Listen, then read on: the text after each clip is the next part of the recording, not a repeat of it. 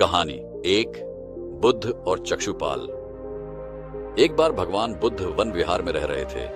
भिक्षु चक्षुपाल भगवान से मिलने के लिए आए थे। उनके आगमन के साथ उनकी दिनचर्या, व्यवहार और गुणों की चर्चा भी हुई। भिक्षु चक्षुपाल अंधे थे।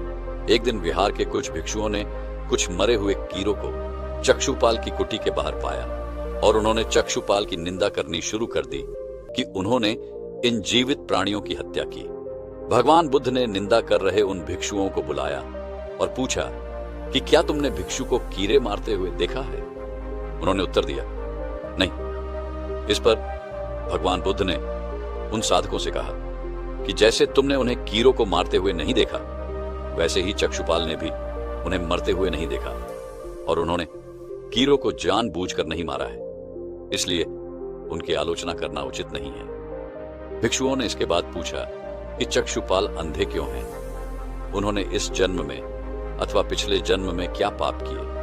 भगवान बुद्ध ने चक्षुपाल के बारे में कहा कि वे पूर्व जन्म में एक चिकित्सक थे। एक अंधी स्त्री ने उनसे वादा किया था कि यदि वे उसकी आंखें ठीक कर देंगे तो वह और उसका परिवार उनके दास बन जाएंगे।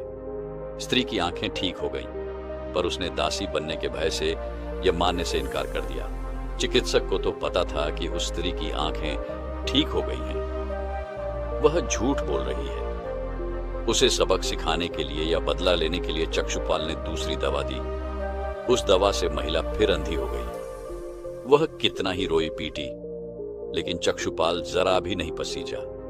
इस पाप के फलस्वरूप अगले जन्म में चिकित्सक को अंधा बनना पड़ा। कहानी 2, परिश्रम और धैर्य।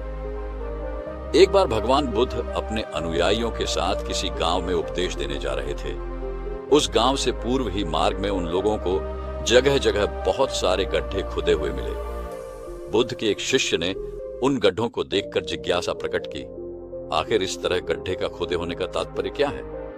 बुद्ध बोले, पानी की तलाश में किसी व्यक्ति ने इतने गड्ढे खोदे हैं। यदि वह धैर्य पूर्वक एक ही स्थान पर गड्ढे खोदता तो उसे पानी अवश्य मिल जाता, पर वह थोड़ी देर गड्ढा खोदता और पानी न मिलने पर दूसरा गड्ढा खोदना शुरू कर देता। व्यक्ति को परिश्रम करने के साथ धैर्य भी रखना चाहिए। कहानी 3, अमृत की खेती। एक बार भगवान बुद्ध भिक्षा के लिए एक किसान के यहाँ पहुंचे। तथागत को भिक्षा के लिए आया देखकर किसान उपेक्षा से बोला, श्रीमान, मैं हल जोतता हूँ और तब खाता हूँ। तुम्हें भी हल जोतना और बीज बोना चाहिए और तब खाना खाना चाहिए। बुद्ध ने कहा, महाराज, मैं भी खेती ही करता हूं। इस पर किसान को जिज्ञासा हुई और वह बोला, मैं न तो तुम्हारे पास हल देखता हूं, न बैल और न ही खेती का स्थल। तब आप कैसे कहते हैं कि आप भी खेती ही करते हो? आप कृपया अपनी खेती के संबंध में समझाइए। बुद्ध ने कहा, महाराज, मेरे पास श्रद्धा का बीज, तपस्या रूपी वर्षा और प्रजा रूपी जोत और हल है।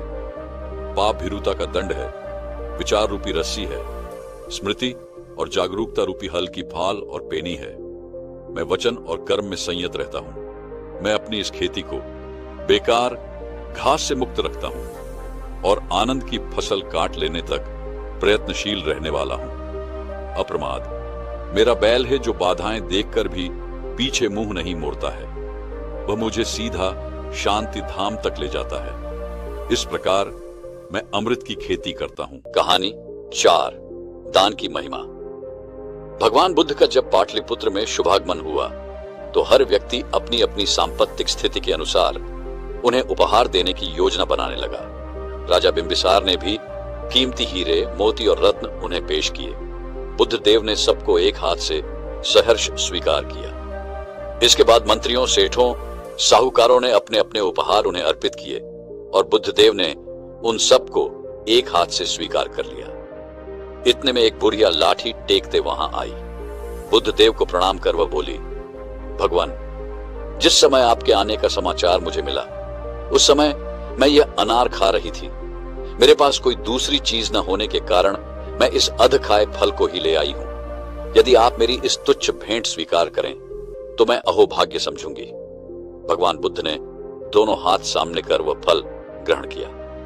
राजा बिंबिसार ने जब यह देखा तो उन्होंने बुद्ध देव से कहा, भगवान, क्षमा करें, एक प्रश्न पूछना चाहता हूं। हम सब ने आपको कीमती और बड़े बड़े उपहार दिए जिन्हें आपने एक हाथ से ग्रहण किया, लेकिन इस बुढ़िया द्वारा दिए गए छोटे एवं झूठे फल को आपने दोनों हाथों से ग्रहण किया। ऐसा क्यों? यह सुन बुद्धदेव मुस्कुराए और बोले, राजन, आप सबने अवश्य बहुमूल्य उपहार दिए हैं, किंतु यह सब आपकी संपत्ति का 10वां हिस्सा भी नहीं है। आपने यह दान दीनों और गरीबों की भलाई के लिए नहीं किया है, इसलिए आपका यह दान सात्विक दान की श्रेणी में नहीं आ सकता। इसके विपरीत इस बुढ़िया ने अपने मुंह का कौर ही मुझे दे डाला है। भले ही यह बुढ़िया निर्धन है, लेकिन इसे संपत्ति की कोई लालसा नहीं है। यही कारण है कि इसका दान मैंने खुले हृदय से दोनों हाथों से स्वीकार किया है। धन्यवाद दोस्तों, आशा है आपको वीडियो पसंद आया होगा। अगर आपको और ऐसे रोचक वीडियो चाहिए तो हमारे चैनल को सब्सक्राइब करें और घंटी वाले बटन को दबाएं ताकि आप हमारे नए वीडियो की अपडेट्स पा सकें। फिर मिलेंगे एक नए रोचक वीडियो के साथ। तब तक के लिए अलविदा।